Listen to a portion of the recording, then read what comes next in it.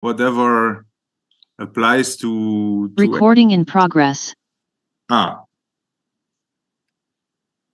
we have to start. Good morning and good afternoon, good evening to everybody here in the LPHYS Seminar 5. My name is Stefan Skupin from University of Lyon, and I'm very happy that we could finally make this LPHYS Seminar 5 work this year. I'm very grateful to all of you who submitted excellent talks and excellent papers on such short notice, because Pavel and myself, we took over just 3 weeks ago and tried to organize something so that we have at least 1 or 2 sessions this year. And I think we are very lucky. We got an impressive lineup of talks. So in this first session today, we have 4 invited talks. And the first talk will be given by Professor Lee from Jilin University on air lasing of N2+ ions in strong laser fields, generation and enhancement. Please, Professor, the floor is yours. Thank you.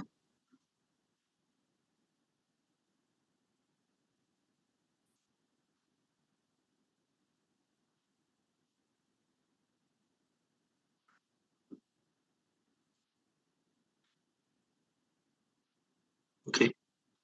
Hello, everyone. Can you hear me? Yes. Yes. Okay. You're very excellent. Good. Okay, now let's begin.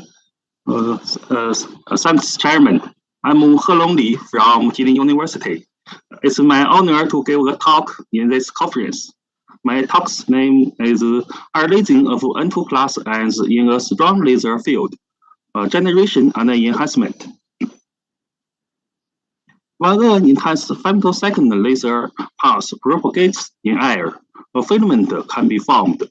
Inside the filament, the laser intensity can be clamped to be 50 to 100 terawatt per square centimeter. High intensity filament can induce many nonlinear effects. In 2011, Yao et al. Firstly observed of N2+ lasing in air by collecting the forward emissions by an intense made infrared laser filament. Shortly after, the N2+ lasing emissions was seen in air by an intense 800 nanometer laser filament. However, so far, how to understand the physical mechanism on the optical gain of N2+ is a big problem. This is the picture on the N2+ energy level. The lasing emission is from the transition between the B state and the X state.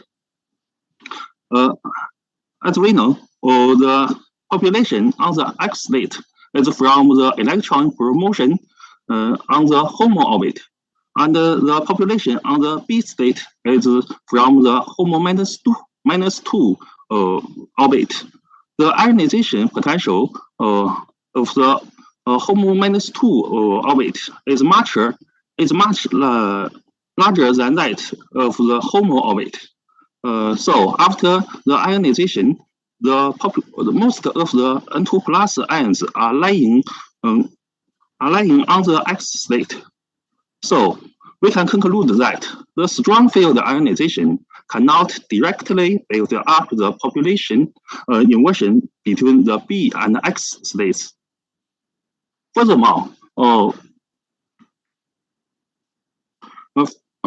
optical gain dynamics was measured, and it was found that the optical gain is achieved within the driven laser pulse. To understand the ultra-fast establishment of the population inversion of N2+, several models have been proposed, in which 2 models are popular. The first one is electron recalculation excitation. After the ionization, the electron is driven by the laser pulse and can return to collide with the parent ions. In this process, the ions can be excited from the X state to the B state, and finally, the population between the B and the X state can be built up. The second model is called the post-ionization light-induced cupping. After the ionization, the N2 plus ions can proceed to interact with the laser pulse. The laser field can couple different electronic states and transfer the population on the X state to the A state and the B state. For comparison, in these two models, it is accepted that the nonlinear interaction between the laser pulse and the N2 plus system plays the key role in creating the optical gain of N2 plus. However, there is an obvious difference.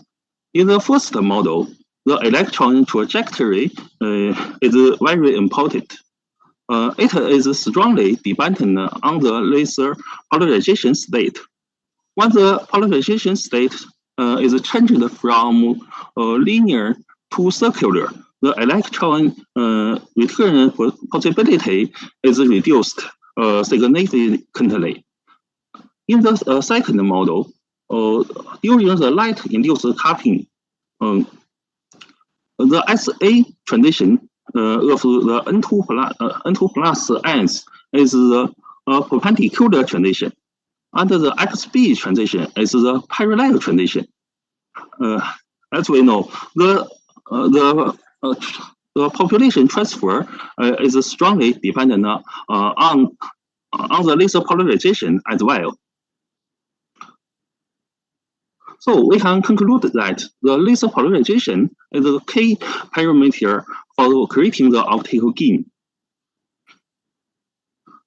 To observe the post-ionization physical processes, here we use the polarization gating technique to modulate the laser polarization state. Well, it can be seen from this picture. The polarization gating is composed of two quarter wave plates. One quarter wave plate is 7 order, and the other is 0 order. When we change the angle between the optic axis, in the central part of the PJ pulse, the polarization state is kept linear, but the polarization state on the rear part can be changed from linear to circular. At the angle of 0 degree, the polarization on the rear part is linear, and at the angle of 45 degree, the polarization state is circular.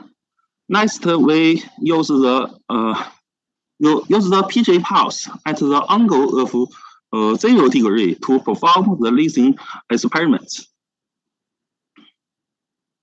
For comparison, we also use the linearly polarized laser pulse to do the same experiments.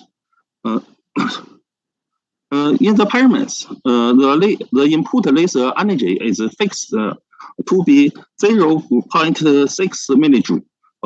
The laser energy is very weak to avoid the self-seeding generation, and we introduce a weak 400 nanometer laser pulse as the seed, generating the lasing emissions. It can be seen from this picture. For two cases, the lasing of N2 plus can be clearly seen.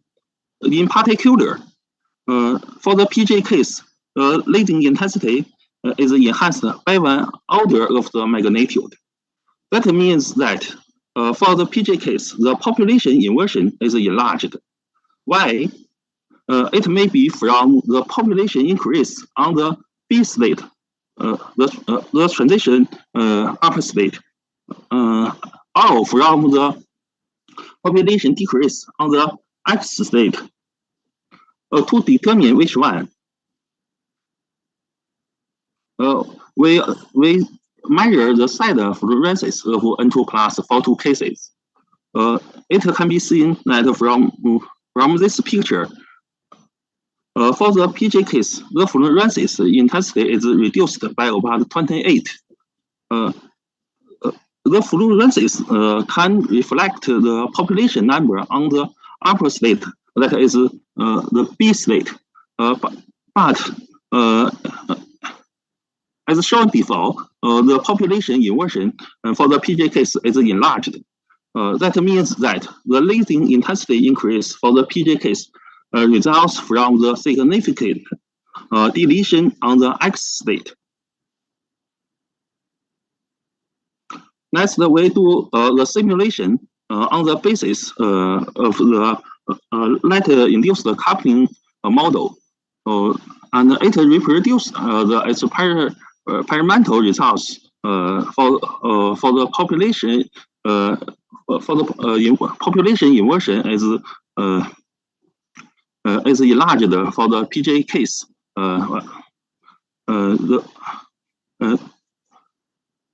It reproduced very well.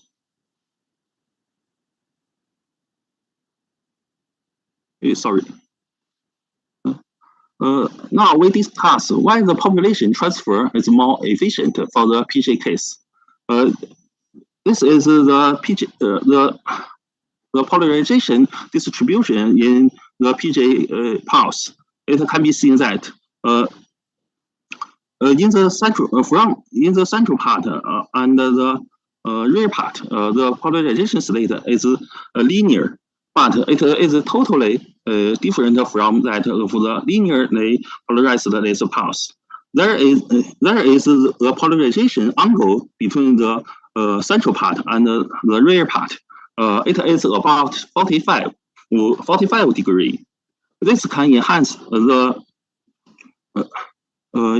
transition between the X and the A state.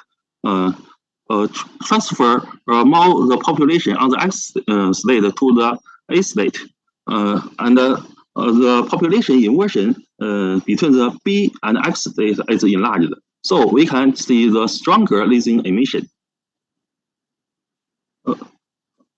Secondly, how to understand the fluorescence intensity decrease for the PJ case. It is noted that for the PJ case, the laser polarization, the laser pulse duration is increased. So the strong field ionization is reduced, and the population number on the B state is reduced. So we can see the fluorescence intensity decreases for the PJ case. On the basis of these results, we can confirm the key role of the light-induced cupping effect in the optical gain of N2+.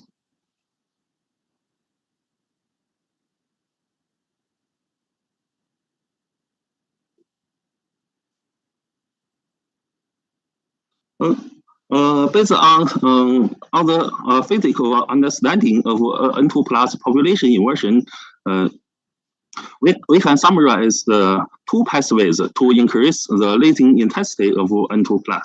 One pathway is to enhance the population transfer on the X state. The second way is to increase the population number on the B state. It was found that when the laser polarization state is changed from linear to circular, the leading intensity at 391 nanometer firstly increases and then decreases. On the basis of the light-induced coupling model, we can explain it. once the laser polarization is changed from linear to circular, the strong field ionization is reduced, but the population transfer from X state to the A state is enhanced. So we can describe the abnormal polarization dependence at 391 nanometer to the dynamic competition between the strong field ionization and the light-induced coupling effect. Now, if we can modulate the relative contribution between these two effects, we can optimize the N2 plus lasing intensity. Here we use a quarter wave plate to modulate the laser polarization state. The quarter wave plate has different orders from 0 to 3, 7, 10. It can be seen from this picture. The lasing intensity maximum increases as the order increases from 0 to 10. This is because the laser field for the population transfer from the X state to other states is increased. So the population inversion between the B and S states is enlarged, and we can see the stronger lasing intensity. For the second way, we use the plasma grating technique to increase the N2 plus lasing intensity. In the case of the plasma grating, the laser intensity inside the filament can be increased by 40%. As we know, the filament can be regarded as a dynamic balance between the Kerr self-focusing effect and the plasma defocusing effect. If we slightly increase the laser intensity inside the filament, the plasma density can be dramatically increased. It can be seen from this picture. The 4 to 8 nanometer lasing emission is enhanced by about 4 orders of the magnitude by using the plasma grating. This lasing emission is from the transition between the B0 state and the X1 state. During the ionization, the population on the S1 state is empty, and inside the plasma grating, the population number on the B state is increased. So we can see the stronger lasing emission at 4 to 8.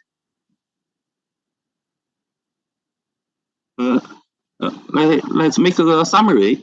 Here we use the polarization modulated laser pulse to reveal the important role of the post-ionization light-induced coupling effect in creating the optical gain of N2 plus. And on the basis of light-induced coupling effect, we developed some methods for enhancing the lasing intensity. I would like to thank Professor Huailiang Xu from Jilin University. All the work is guided by the Professor Xu. And I would like to thank Dr. Yao Fu and Dr. Hongwei Zhang for their help in the experiment. Also, I would like to thank Professor Kaoru and Professor Eric from Tokyo University. Thanks for their help and guidance. Okay, that's all. Thank you. Thank you for your attention. Yeah, thanks a lot for this very nice and interesting talk. Thank you. I think we have time for a couple of questions. Is there somebody in the audience? I think you can simply unmute and ask questions. If not, then I have one or two. In your experiments, you always seed the lasing, right? Yes. OSC. You always put a seed to have yes, lasing. Yes, seed. Yes. Yeah. So if without the seed, nothing comes out. So you don't get amplification of spontaneous emission. In this, yes. Here the laser energy is very weak, so the self-seeding lasing cannot be seen. Okay, okay, and I mean, you know, the the big dream is always to get some somehow some backward lasing. You see any chance for this, or I mean, for the molecular pumping, or is this what was your thoughts about backward lasing?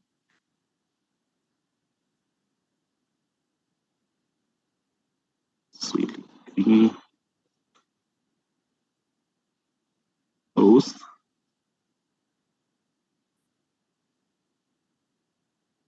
Oh, sorry. Oh, sorry. I can't follow you. Okay. Sorry. No. Okay. Your lasing is always in forward direction, right? It's always going yes. out forward. Yes, in the forward. Yes. So yes. Do you see any chance to get backward emission, or because this is a dream of these lasing air lasing community? Do you see any chance to achieve backward lasing with this molecular pumping scheme? Oh, sorry. Oh, no. I don't know. Okay. Sorry, I don't know. Thanks a lot. Okay, so I think we can go to the next talk, which is given by Professor Fan from University of Shanghai, and it's about generation and application of high energy multidimensional solitary states. First of all, I'm not sure if Professor Fan is here because I don't see him.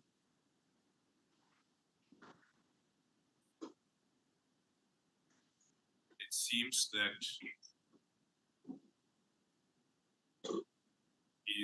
he did not make it for some reasons. Oh, I see all the participants on my screen, then this is really not, unfortunately, not the case. So then, do we take a break or do we switch to the next talk and make it longer? I don't know. Tatiana, you can... Yeah, sure, I can. Yes. If you have more to share, you can just use more time, because the only constraint is the plenary after this session. Okay. So we have all the time we want. So, okay, so then great. Then let's switch to the next talk given by Professor Itina from University of Saint-Etienne. And it's about numerical simulation of laser interaction with surfaces and nanoparticles. Please. Okay. Just a moment. Okay. So do you see my screen? Yes, but it's not in the... we see your whole desktop, so it's not in presenting mode. I'm trying. Yes. If it's okay? Yes, usually it's this. Yes, exactly. Great. Okay. Thanks a lot. So, I'm trying. Okay. So, first of all, I would like to thank the organizers for the possibility to give this talk today. And I will speak about numerical simulations of laser interactions with surfaces and nanoparticles. And this is a subject on which I have been working for many years. And so there are many results, starting from laser ablation to actually nanoparticle formation and some additional processes that can take place if we use lasers to manipulate with nanoparticles to actually create different nano objects. Here you can see just some illustrations. This is not from my work, but that show how different can be such nano objects that can be created by laser. Okay. Well, so okay.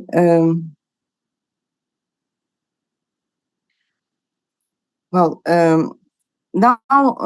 about the motivation of the study. So we have actually different processes related with laser ablation. And if we look at the physics of such interactions, then of course there are a very large number of physical and chemical and other processes involved, starting from laser propagation to electronic excitation, and of course to then leading to material modifications, including the formation of shock waves and basically other effects like thermal effects, and leading to material removal and nanoparticle formation. And this can take place in vacuum, this can take place in gases and solid matrices, or in liquids. And in liquids, this is very interesting because actually we can produce colloids, and this is a very clean and non-toxic process. And these nanoparticles have very interesting properties for many applications, in particular for cancer treatment, but also for catalysis and also for solar cells and so on. So, but to actually describe this, we need to take into account additional physics. And but going back to laser ablation, here you can see a traditional view of ultra-short laser interactions, so with metals. But actually, if we change the material, it will be a little bit different. But anyway, starting from a certain time, basically electron phonon relaxation, material will be heated. There will be heat that will be propagated down to the target. And then there will be a shock or rarefaction wave that will be formed. Part of material will be overheated and will be in a metastable phase. And there will be a set of processes like cavitation and phase explosion and decomposition. And this is basically what actually explain the femtosecond laser ablation of many materials. Then, if we want to describe this numerically, there are several approaches ranging from atomistic to hydrodynamics. Each of them has its own advantages and limitations. In molecular dynamics, we have very few assumptions, and we can describe non-equilibrium processes. In hydrodynamics, we have several assumptions like thermodynamic equilibrium. We should include additional models in it, but we can reach experimentally and engineering actually scales, which are very important for the comparison and validation of models. But the main difference also in this approach is that molecular dynamics relies on interaction potentials. This is what actually describes the cohesive forces and force field between the atoms and molecules.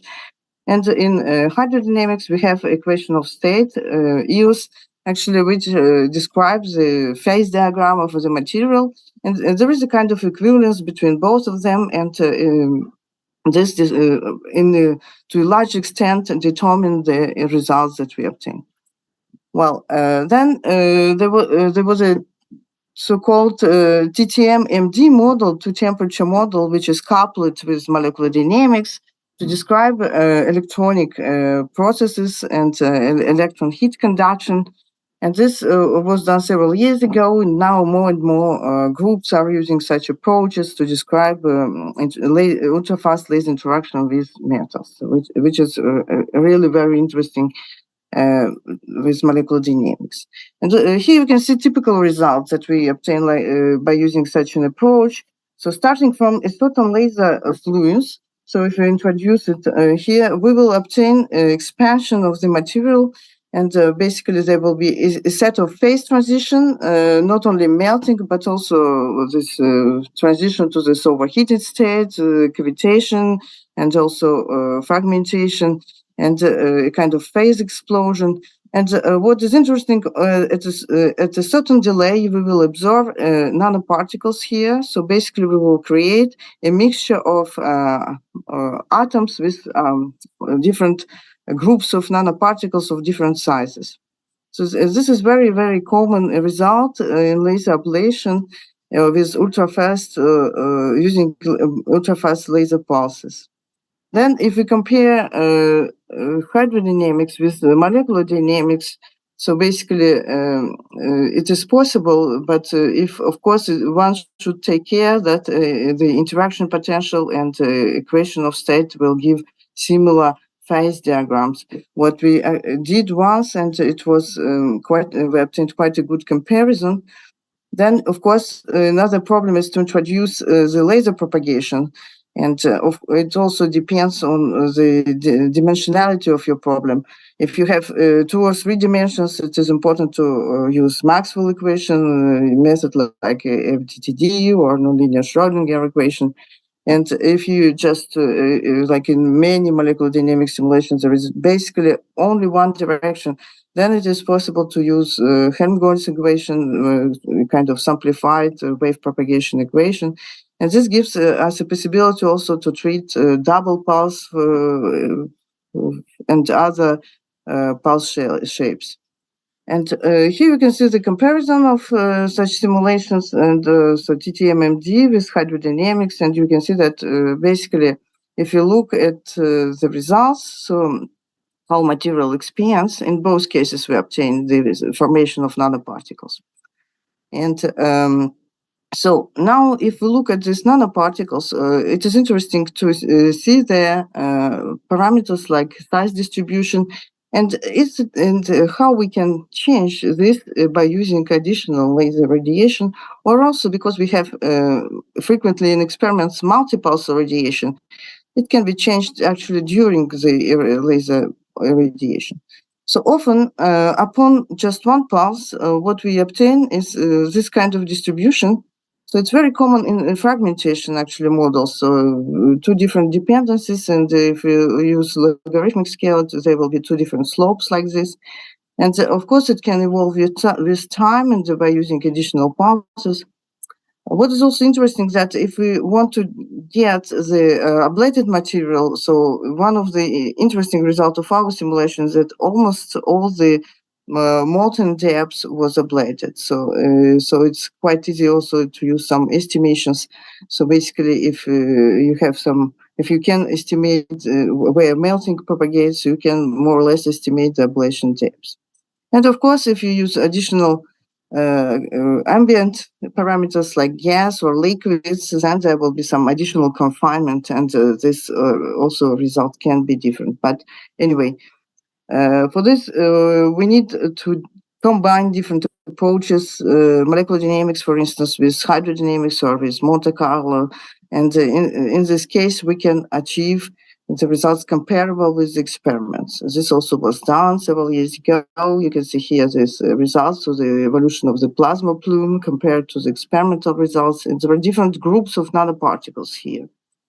Okay, but again, if we use multiple pulse radiation, so additional pulse will arrive, or double pulse, so it can basically fragment the particle as it is shown here. So imagine we have a particle here, so by interaction with the laser pulse, of course, starting also from some energy density, this can be fragmented. And this also we have firstly demonstrated for molecular materials quite a long time ago numerically, but nowadays the question is even very interesting for metals and for alloys, because these nanoparticles now are very widely used, as I told, for many applications. And then there are many additional processes that should be taken into account. Of course, if we consider interaction with particles, there is a field enhancement around the particle. Then we can also form some plasma around the particles. There can be ionization of the medium. There can be bubble formation and so on. So this is in the presence of a liquid, but still the question remains, what is the main mechanism of the fragmentation? So because it is possible to consider Coulomb explosion, for instance, or maybe or mechanical fragmentation or near field ablation. So it is still under discussion. And of course, at low fluence or low laser intensity, there can be just reshaping or small evaporation. So all these regimes need to be investigated very carefully.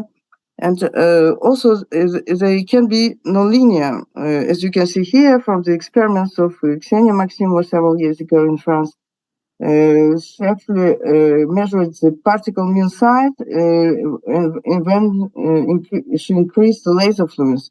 And it was shown that at the beginning of the irradiation, actually, there is some bimodal size distribution. Then, after several pulses with a certain laser energy, if you use small energy, there will be some fragmentation. But suddenly, the mean size will increase, and then if further increase laser pulse energy, it will drop down. So it's very nonlinear dependency.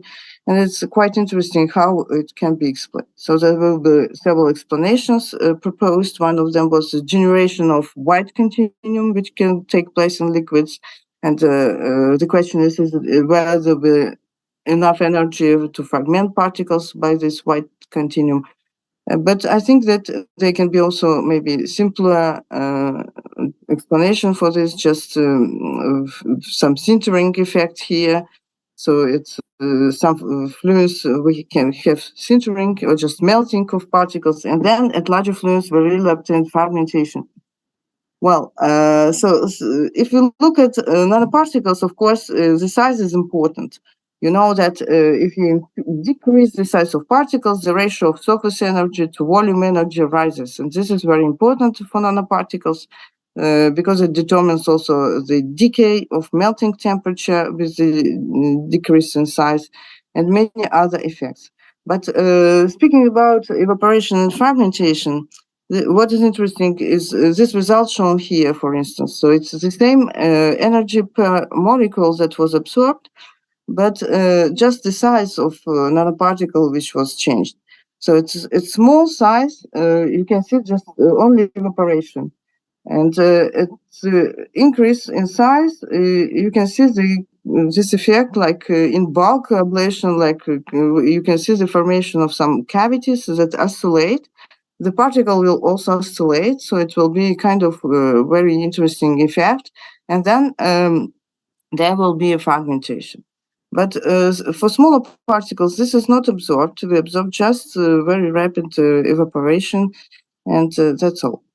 This was for molecular materials. Then recently I did similar simulation, but for different materials, for metals and for alloys.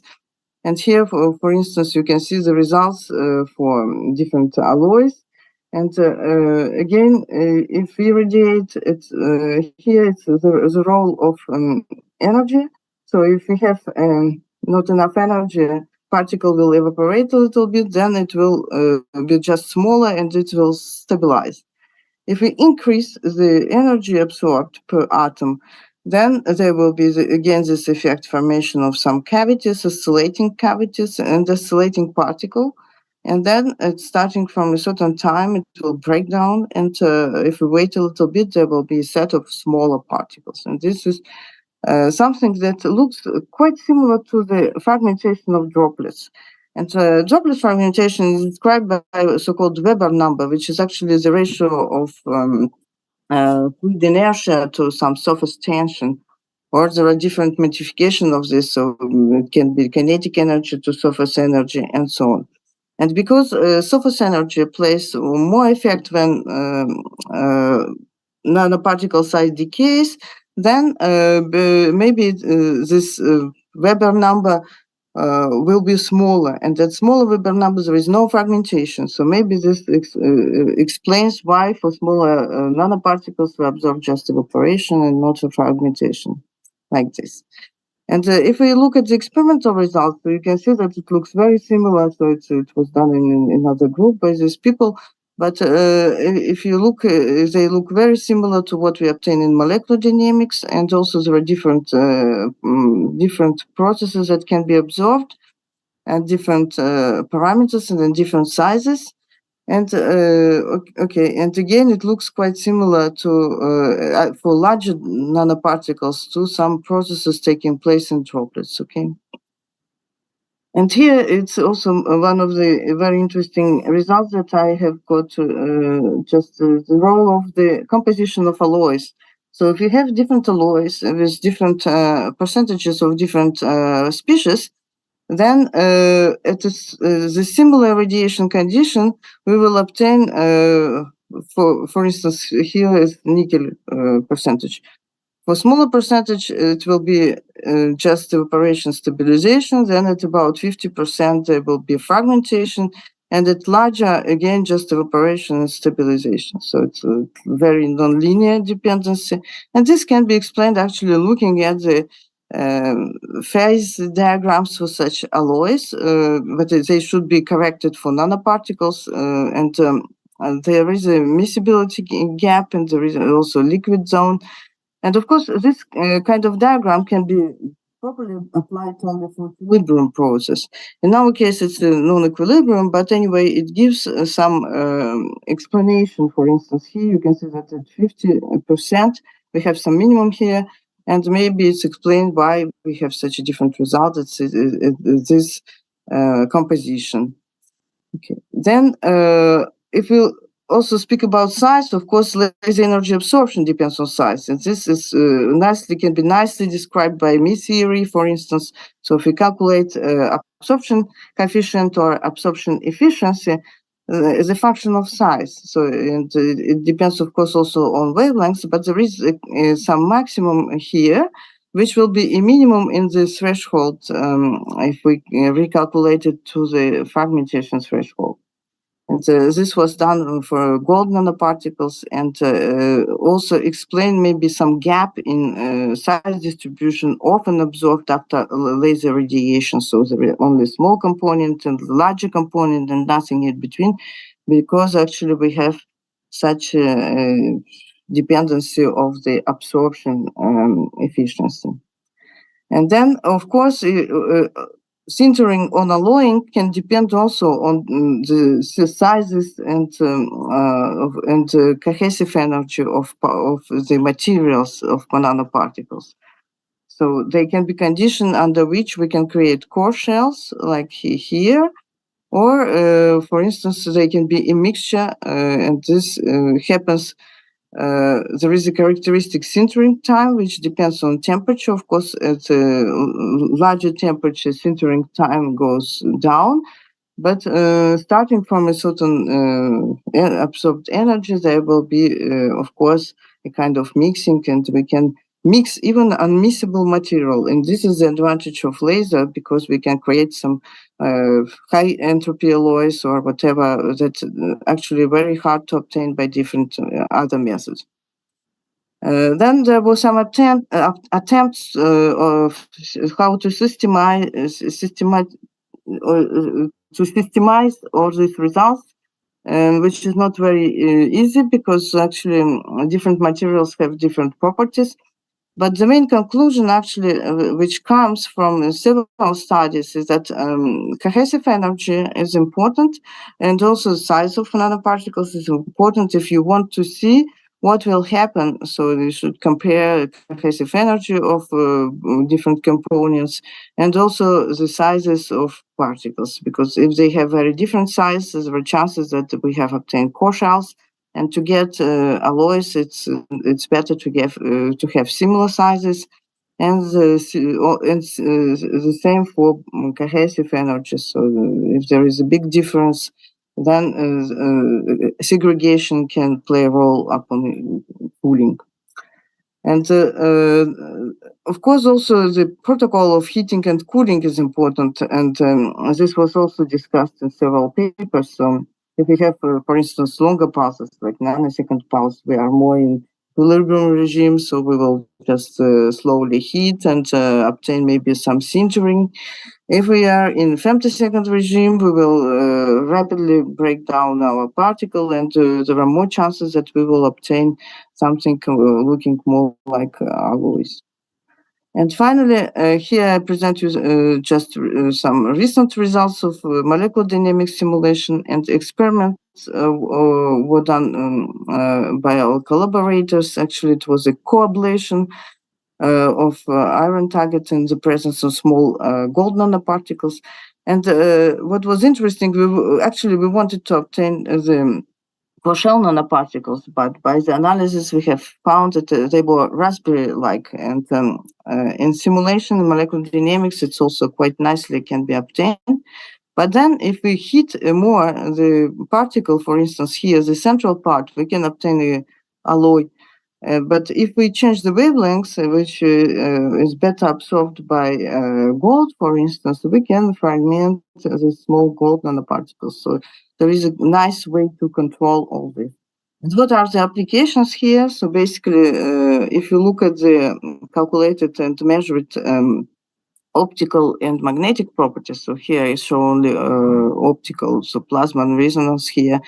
So basically, if you look just at the gold one, it's about 400, which is not very interesting for medical application. But such a system, for instance, in the case of such a system, there is a shift to 600, which is much more promising for medical applications. And of course, it can be this iron oxide has magnetic properties, and so it's optical magnetic properties, and can be used not only for cancer treatment but also for cancer diagnostics. And I arrived to my conclusions. So I think that I have shown that laser is a very powerful tool, not only for material ablation but also for nanoparticle formation, but also for their fragmentation and for the formation of more complex structures. So there is a large number of processes involved, and the main conclusions basically that nanoparticles of smaller sizes are, of course, easily to melt and evaporate, whereas larger nanoparticles behave more like bulk material. So we have some cavitation inside, some fragmentation due to thermomechanical effects. And this fragmentation can be looked more or less similar to droplet fragmentation. And then we can form alloy nanoparticles if we use quite similar sizes and cohesive energy of particles. And then we also can obtain different structures, much more complicated, like I have shown this raspberry-like nanoparticles with very interesting optical and magnetic properties. Okay, so I would like to thank, of course, my collaborators and PhD students, some findings from several projects like Polonium, Arcus, and of course my funds from CNRS and University Jean Monnet. And thank you very much for your attention. Yes, thanks a lot, Tatiana, for this super nice talk. It was really very comprehensive. There are some questions from the audience. Yeah.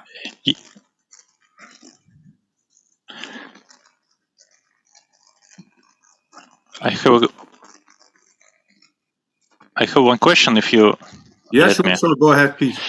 Thank you for nice talk. Can you please return to the first part of your presentation where there were an ablation depths depending on the fluence? So the ablation is usually in experiments, it's usually characterized by a threshold, but your simulations in particular and other dependencies do not reveal any threshold character of the ablation. Does that mean that if we really want to estimate this threshold, which is observed in the experiment, we should look for some another explanation, for some experimental details, for detection methods? Okay, yeah, thank you very much for this question. So actually, yes, threshold is hard to measure and it's hard to calculate. In molecular dynamics, it's rather easy, actually. If you just increase, I didn't show this result, but at low fluence, you have evaporation, you see this surface effect.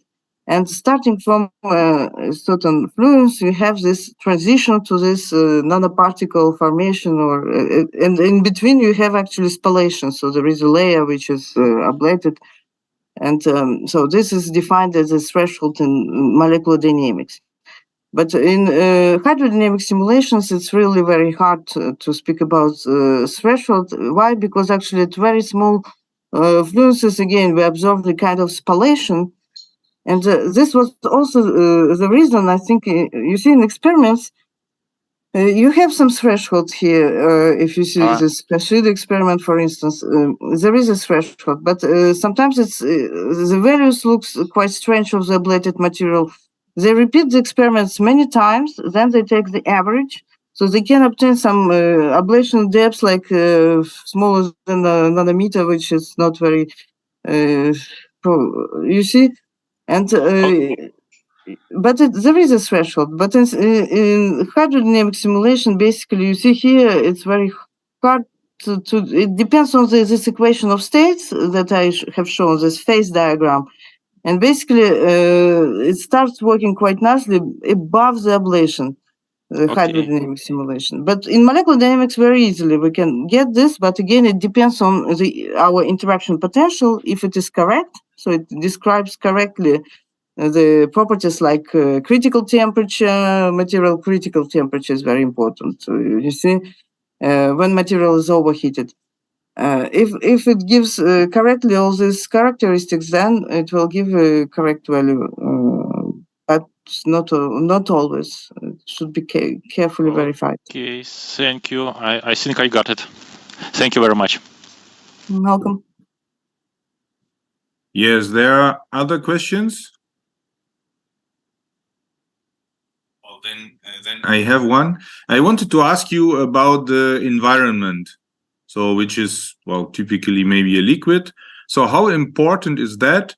And how important is that you correctly include this in your modeling? Because I think sometimes it's maybe not so trivial, in particular if you think about water or something like this.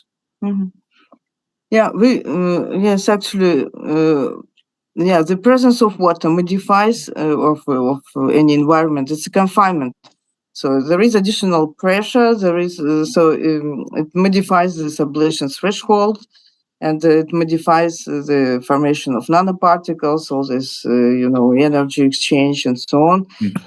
You consider just a single nanoparticle in the presence of liquid, there will be additional equation for the energy transfer to liquid. With some binary condition and so on. So it's and it modifies, of course, this electromagnetic field. This is maybe the main effect, which is important because there will be this this enhancement of the electromagnetic field. And in these areas of the enhancement, there can be additional ionization of the ambient environment. And this can play a role. So this will have also calculated, but I just didn't include it in this presentation. It will be a topic of a separate talk, I would say. It's a very interesting topic in itself. Yeah, thanks a lot. Another question, maybe from the audience.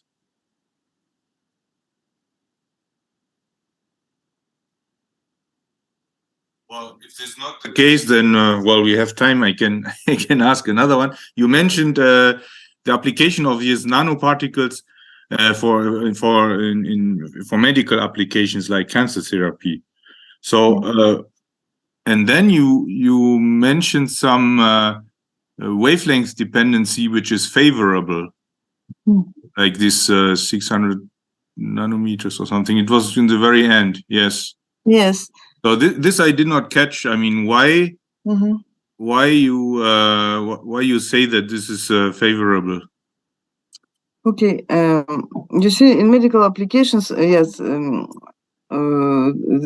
is one, which is called photodynamic therapy. Basically, nanoparticles are concentrated in a tumor, and then they are irradiated. And of course, what is important is that irradiation arrives to nanoparticles without damaging the tissue. And if it is absorbed by water or by any other tissue, then it won't work. And so it looks like actually it will be nice to have some material which absorb. You see, water absorption, for instance, is very important, and so on. So it will be nice to avoid the range of absorption of let's say, biological materials. And that's why actually any shift beyond, I would say, will be advantages. And it can be achieved like this also by some other core shells also used for this, or aggregates sometimes. And yeah, some shift is interesting. And well, here it was one of the important results, and another result was magnetic property, which is also interesting in such combinations. Yes. Then, this biological applications, there are a lot of now, and not only photodynamic therapy, these nanoparticles are also used for the delivery of some medications. They can be also used for isotopes and for other, there are more modern methods now than this one. But anyway, they also can be used just for imaging, like you see contrast agents that can be added in some imaging techniques. So there are many different applications, but anyway, it's also important for them to be stable and not very harmful. Okay, in addition to this optical property, to not in medical applications, it's important not to damage, I would say. Yes. Yeah. Well, okay. Yeah. Thanks a lot. If there is no other question, I would thank you again. And we come to the last talk of this session, which is given by Robert Jones from King's College. Robert, you're here? Yes, I think so. Yes. Hello, yes. Do you hear me, Stefan? Yeah. Outstanding. Great. So then, yes, we welcome Robert Jones from King's College in London, and he will talk about multi-scale screening of plasmon-enhanced photocatalysts. And yeah, thanks. The floor is yours. Thank you very much. I was just trying to see if I could find. I have an annotate thing that will do beautifully. I'm just trying to find. Okay, perfect. So I would obviously like to just thank the organizers again for the opportunity to present my work. So today I'm going to be discussing, as it says here, multi-scale modeling of plasmon-enhanced photocatalysis. And there we go. So this will largely be work that I've been consolidating throughout my PhD, which was done with Francesca Boletto and Anatoly Zayats as part of the Non-Equilibrium Systems Centre for Doctoral Training at King's College London. And my ongoing research is now being facilitated by Emilio Pesanti and Amel Zaire again at King's College, where I've now moved into the Atto Science community. And I would actually just like to give a big thanks to Amel as well, who asked if I could give a talk instead. She was asked to present, and then she volunteered me to present in her stead. So I'm very grateful for that. So just to give a little bit of an overview of what you may expect today, and so I'm just going to give a brief overview of plasma oscillations and what enhancement of photocatalysis might look like in metallic nanostructures. We'll be discussing a little bit the idea of this multi-scale modeling problem and how we address the idea of sizes and scales within the nanoscale. I'll be just briefly presenting this software package I developed called Sapphire, where the idea is we bridge this structure properties relationship. We'll be talking a little bit about ab initio methods, trying to consolidate and relate everything back to experiment. And then finally, a little bit of a summary, outlook, and ideas for the future of how this project could continue. So just to bring everybody onto the same stage and with the same idea. So nanoparticles, nanoscience, it's ubiquitous today. And as we can see from this whole web here, there's a whole series of utilities and opportunities for research and utilization of nanostructures.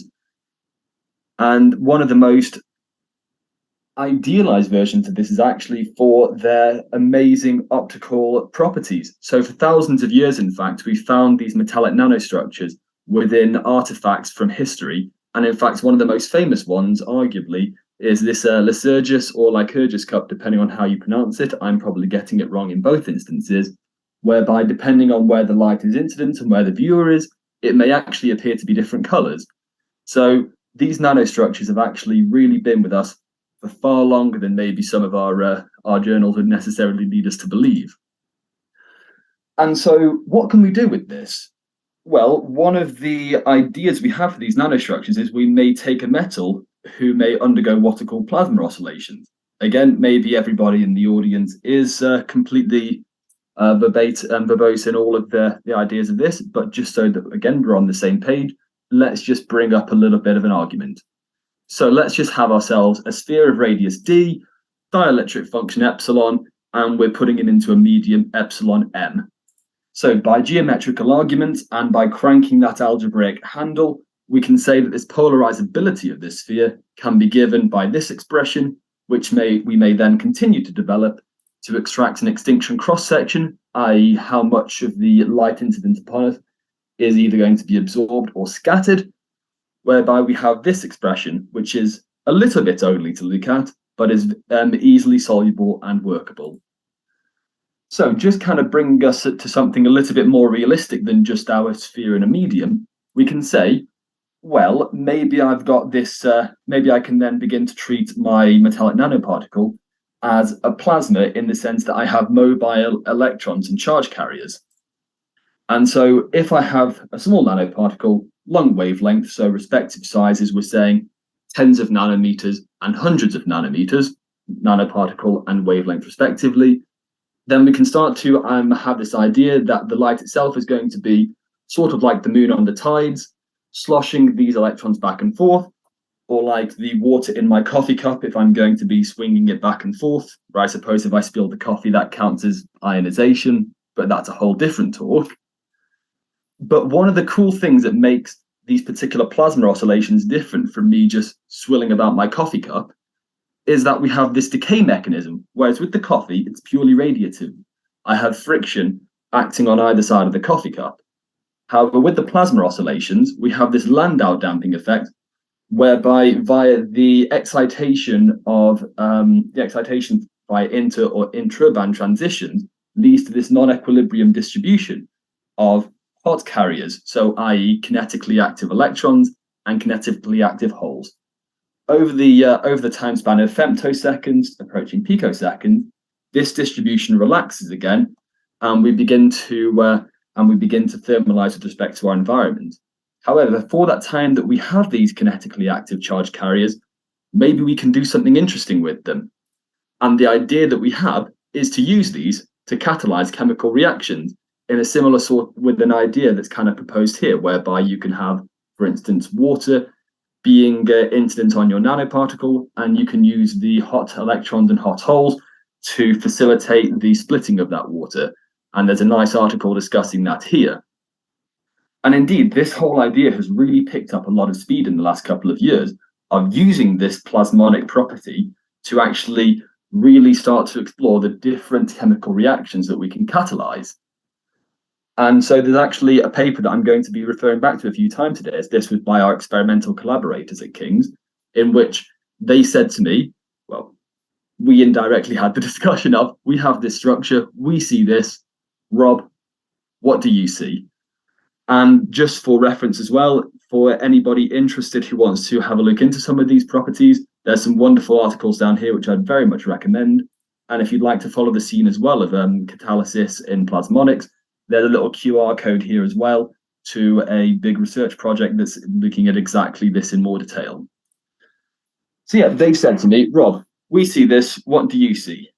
And I kind of have to go back and say, well, what scale are we looking at? Because the idea is we still have all these physical phenomena happening at a variety of different time and length scales, but to get around this, I kind of have to work at a variety of length scales. So if I want to be looking at electronic densities and interactions, I kind of need a quantum mechanical description. If I want to be looking at the rearrangement of the actual nanoparticles as an atomistic sense, I'm going to need something a bit more classical with molecular dynamics. And then this ladder continues all the way up until eventually I actually just need the object itself to describe itself, which is obviously not very good. So I need to find an appropriate model along this ladder to describe the phenomena I'm interested in. Okay, so the first method I take is I say, well, I'm just going to have this large nanostructure and I just want to see what happens when I have light incidence upon it. And the method I've chosen for this is to use what's called the Green's dyadic approach, in which we say this metallic nanoparticle can basically be considered as a mesh of these coupled dipoles, or cells if you were. So here's our little Marx decahedron over here, and each of the atoms in it is going to be considered to be a dipole or one of these cells. And I then say I'm going to solve this Lippmann-Schwinger equation for the field inside the structure, where this big G object here is actually just the Green's tensor, which is described by the environment and the nanostructure around it. And this chi is given by the susceptibility of metal. There's a whole description of how this method works in the numerics from these three articles down here, but this is just the general idea. And so we say, from this expression for what these fields look like and what they're doing with the nanoparticle, I can then extract the extinction cross-section sigma via this expression. And again, this is all facilitated by this code called PyGDM, which I have leveraged within this other software that I've developed called Sapphire, in which I am looking at how we can predict structure properties relationships. And for the optical side, we were exactly leveraging this PyGDM method, which is described in these papers, where Sapphire was presented at the recent Faraday discussions. So I use Sapphire and I say, well, I've got all of these different kinds of morphology here. I can have different kinds of octahedra. I can have this Marx decahedra. I can have this icosahedra. I can have cubes. I can have whatever I can think of, right? As far as Platonic or Archimedean solids go. And I say, well, how does the extinction spectra vary with respect to this morphology? And also, how does it vary with respect to size?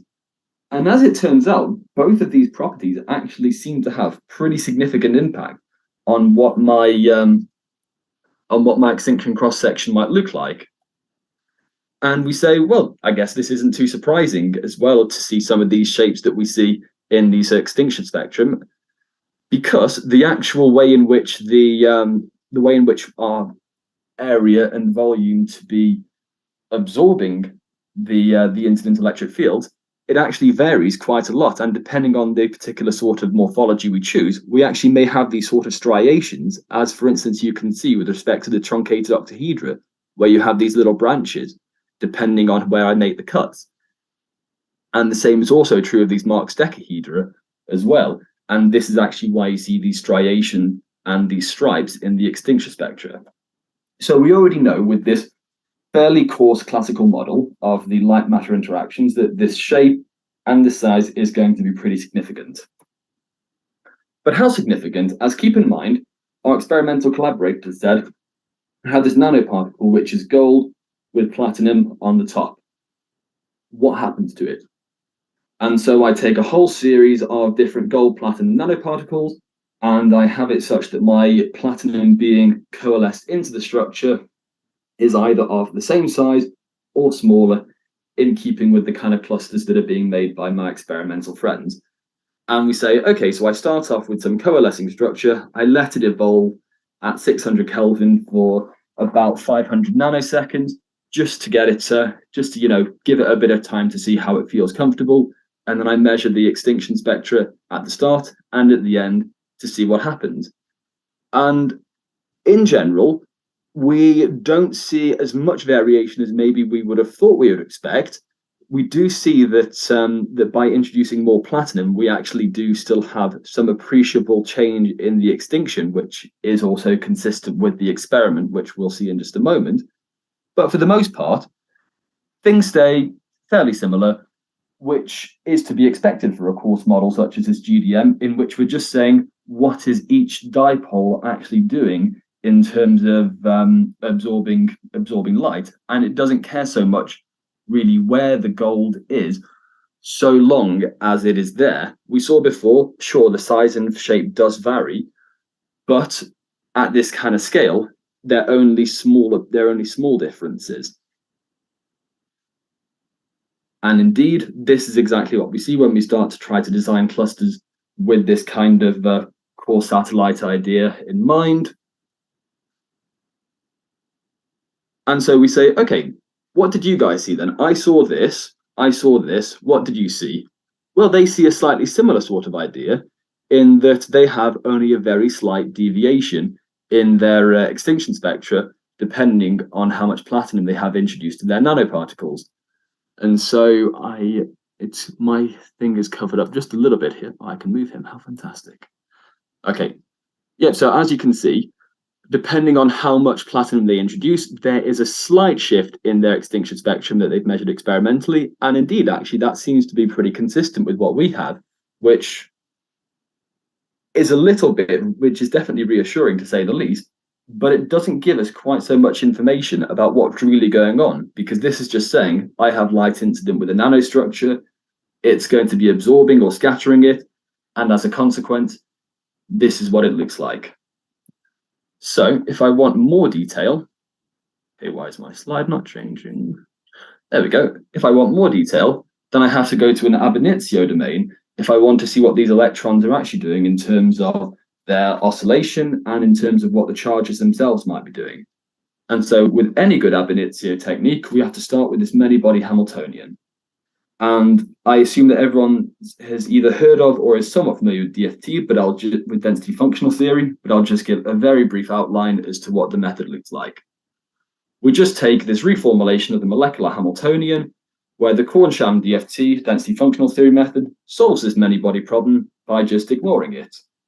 And then we can take this solved Hamiltonian, propagate it in time, sort of like in a similar way to the time-dependent Schrödinger equation, and we are also free to throw in some external potentials if we wish. And the advantage of this particular kind of potential here is that we can actually do some pretty good analytics with it if we're wanting to determine what the polarizability of a structure of electrons is, or indeed what the extinction cross-section is.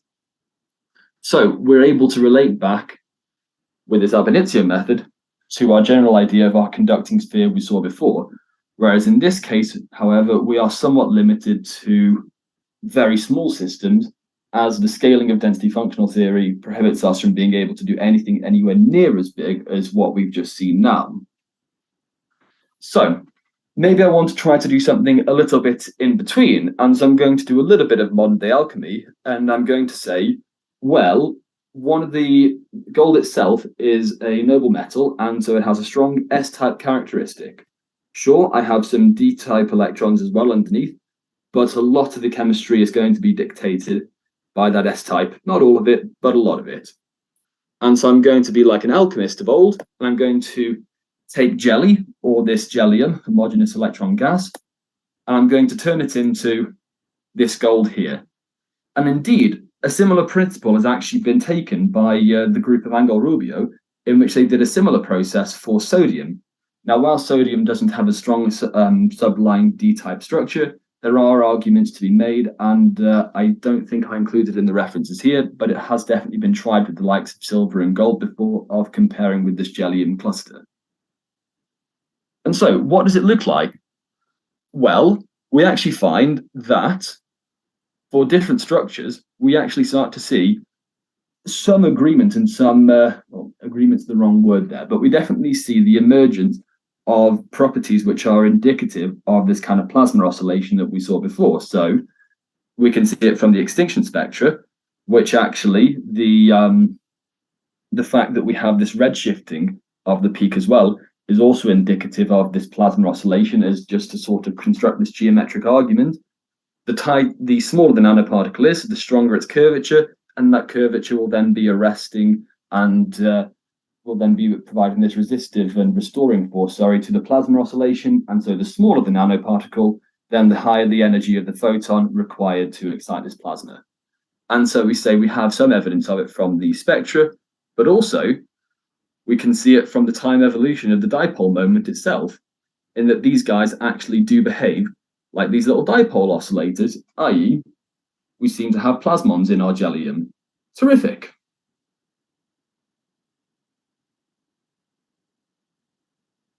And so we try to map out, how does the extinction vary with respect to size? And we find that with the exception of a couple of these, guys who, for some numerical reason, didn't quite want to converge, and so this row here we can sort of just neglect. But we generally find that in the linear regime, we have this precise behavior that we saw, that we have the extinction spectra are becoming redshifted in size, but we don't really see the evidence of any particular structure that we would expect at the nanoscale, where we have shape, area, and surfaces being very significant, and where fluctuality of these morphologies is also quite important. How am I doing for time as well, by the way? I've got a few minutes still. Yeah, sure. Go ahead. We have enough time. So you can have another 10 minutes, no problem. Outstanding, perfect. Okay, cool. Yeah, so we say, well, we don't really have much in the way of structure emerging here, and we know that particularly at the nanoscale, one of the most appealing aspects is we have this ability to determine the morphology. We have this ability to actually really engineer particular sizes and shapes and surfaces for some particular need. And so we then decide to go even deeper down the hole. So we started at the top with this crude Green's dyadic method. We then tried this jellium model, and now we're saying we're going to take a fully atomistic approach, where we say these are actually atoms of gold, and they do have electrons that behave as the electrons in gold do. And so we have these small little clusters here, just to have a look at how they behave. And we actually see that depending on the cluster, even though they're all about the same size, depending on the morphology, we actually start to see the emergence of either structure in the extinction spectra and also in the density of states. And so we say to ourselves, is this really surprising? Well, not necessarily, because if we then consider the symmetry groups that determine these particular clusters, we find that some of them have richer symmetries than others. So, for instance, the likes of the cubooctahedra, icosahedra, and truncated octahedra, these are all described by symmetry groups with a very high order. And what we find for the truncated octahedra, the icosahedra, and the cubooctahedra, these have very sharp, well-defined peaks in the extinction, and also very sharp, well-defined peaks in the density of states.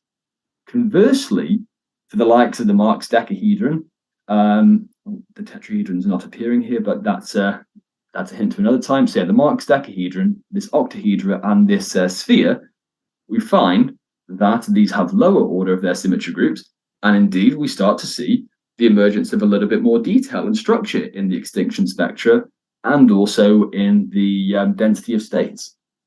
And so we say, well, let's take this argument of symmetry to a little bit, let's really take it for a spin and see what we can do when we break this symmetry quite strongly. And that then takes us down to this idea here, where we're now going to have these tetrahedra, and the gold tetrahedron itself is a really well-studied cluster, definitely from a numerical perspective.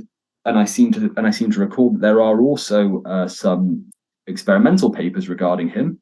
And we take him and we say, what can we do to break this symmetry? We can either then just reformulate him into this awkward-looking cluster whose only symmetry is described by C1, so it's only superimposable onto himself. And we can either replace atoms in the gold with platinum, sort of in keeping with the idea of the construction we had before, or we can just absorb platinum onto the top. And we can see what this does to the symmetry. And indeed, we can also see what it does to the density of states. And sort of as before, we see that with these higher symmetry structures, we have sharper, better defined peaks in the density of states. And we also find that the location of where we put the platinum also seems to have some quite strong properties. Sorry, it seems to have some quite strong influence with respect to what the density of states will look like, where we have the density of states localized in the platinum himself on the right-hand side of these figures. Cool. And now we say to ourselves, well, so that's what our density of states looks like as a consequence of breaking the symmetry. How about the optical properties? And so we pull out our table and we say, okay, so what's the order of these guys here? So for all of these C1 clusters, there is no symmetry. For some of these tetrahedra, there's a little bit, with the exception of where we put him on this face, as that is not at all symmetric. And again, we actually find that when we compare the extinction spectra, that as we break the symmetry, we actually introduce a lot more detail. We have a lot more kind of undulations in the landscape. And this is actually as well consistent with some earlier calculations done in this article here. And so we see that by breaking the symmetry at the nanoscale, we do indeed start to see this emergence from very well-defined structured peaks to something a little bit smoother, which indeed is also a bit of a callback to what we saw with respect to the extinction spectra from the classical method. So we do see some element of consistency there. And so the final thing that I want to kind of think about before I start wrapping up is, what about a laser field? Because one of the things that's been hanging over us is everything I've talked about so far has either been with this instantaneous perturbation that I've applied as my potential that we saw way back when, and it's all been done in the linear regime. Well, as it turns out, the interaction, well, rather describing the laser interaction of a strong field, such as this guy here, with a nanoparticle becomes a little bit difficult in terms of what we can actually predict from its extinction spectrum, because we don't, rather, maybe I've missed something in the literature, but we don't really have a very good mechanism of being able to relate. Let me row back on that. It's difficult to be able to do in the non-linear sense, determine what the extinction spectrum is going to be analytically. We can predict what the emission spectrum will be reasonably well, and I meant to put in some references here, but apparently they aren't appearing. But there's some recent work done by the groups of Angel Rubio and Mark Vracking, where they are examining the influence of strong laser fields incidence on solids, and looking at how this influences the angular structure of the harmonic spectrum. But as for nanoparticles, it's not quite as clear how we can reconstruct extinction spectrum. And so that gives us an avenue for how this project can progress, what we can look at in the future, and indeed what we can do to relate back to our experiment. As if we think about it, most of the ways in which we're going to be interrogating the optical properties of nanoparticles is via setups such as pump probe, where you'll have either off-resonant probing fields interacting with the nanoparticle, or where you'll just have them coming in perpendicular. And indeed, this is the kind of thing that we can do, but the reconstruction of these extinction spectra and the reconstruction of what these nanoparticles might be doing in these fields, that's something that needs to be treated quite gently, and that's something that I would definitely like to be looking at in the future with my new group. So just to kind of give a little bit of a summary and an outlook as to what we've talked about so far. So we've had a look at this multi-scale model, this multi-scale ladder, and why it is that we need to, for different kinds of properties, why we need to pick a different place on the ladder to describe different ideas. Discussed and hopefully motivated this idea that these nanoalloys may be used as photocatalysts. We've demonstrated a little bit how this nanoalloy morphology and the chemical ordering may actually have influence on these extinction spectra and also these density of states. We've had a small discussion as well about the roles of symmetry with respect to these properties. And in the future as well, I think that I'm hoping that we'll see a lot more of discussion in the numerical modeling community, at least, how to actually describe the light-matter interaction and the electronic interactions in these strong time-dependent laser fields. And with that, I would just like to thank all of the different organizations that I've worked with over the course of my PhD, and also acknowledge the group that I'm currently working with in the Atto Science community, where you can find all the stuff that we do via this QR code, or you can follow some of the work that I'm doing on GitHub over on here. And with that, I'd like to thank everybody for their attention, and I am very grateful again for the opportunity to present some of my work from my PhD. Yeah, thanks a lot for this very nice and interesting talk.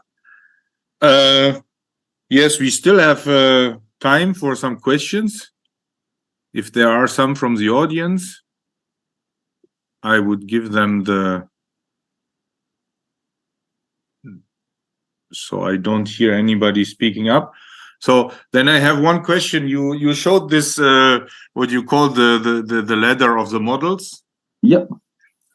Could you comment on what is, I mean, for each model you have there, what is the approximate size limitation you can actually treat?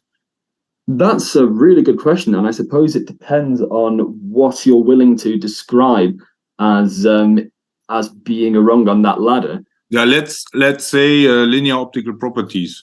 Indeed. So in principle, for linear optical properties, then you have these kind of finite element methods whereby you can say that your mesh is as big as you want it to be, and you can still get some reasonably good agreement out of it.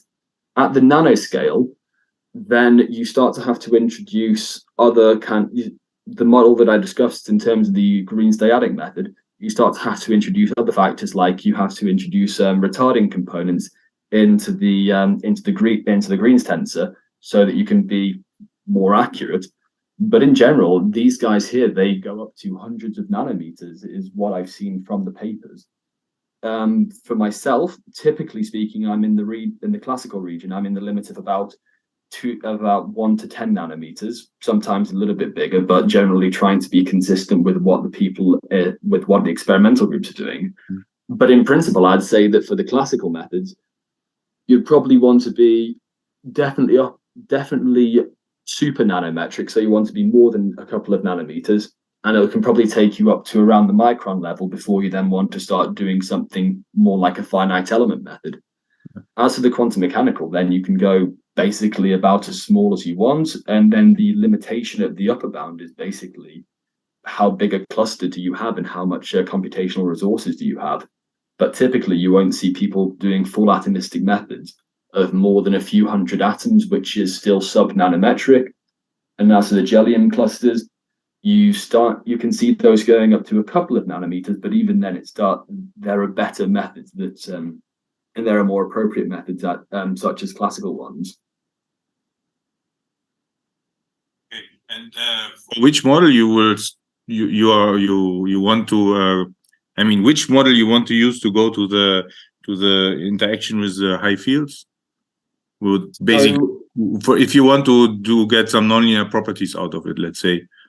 So at this point, I'd like to try to do so at the quantum mechanical, because in general we have from the strong field community, we have some pretty good descriptions of what electronic dipoles do in laser fields. We have some pretty good quantum mechanical models of that, such as the strong field approximation itself. Yes. Yeah. It's a case of then how do we actually rework this in a way which is applicable and appropriate for nanoclusters? Is that solving the time dependent Schrodinger equation, which is completely, if you're wanting to do a nanocluster of a few tens or hundreds of atoms, solving the time dependent Schrodinger equation is completely off the top. It's completely off the board at the moment. It's just too big. So this is one of the things that I talk about in our group meetings of what does a strong field model of nanoparticle look like? Okay. Yeah, thanks. Any other questions from the audience? So if this is not the case, then I thank you and all the other speakers of this session. So actually we filled the full 1.5 hours. This was very nice to have some discussions and not so tight timing schedule. Unfortunately, we lost one talk, but I think we made the best out of it. So thanks for attending, and I wish you a nice continuation of LPHYS. Thank you very much. Okay, thank you. So bye. Bye. Thank you, Thank you. Stefan. Thanks a lot. Hi, Olga. Yeah, I'm here. Yes, I will be at the next session. Yes, so thank you. Yes, I know, but it's in 3 hours, right? Or 2.5 hours. Yeah. But the talks were very interesting. Thanks. Yes, I'm really happy that we got such good lineup of speakers in such short notice. So at least one day we could. This is thanks to you and Pavel. So that's a great thing for you. Yeah, Pavel, he really he pushed. But I mean, if you ask people, can you give a talk next week? It's not so easy. I agree. So thanks to you. Yeah, thanks a lot, and see you. See you soon. Yeah, bye. Bye. Oh, hi, Martin.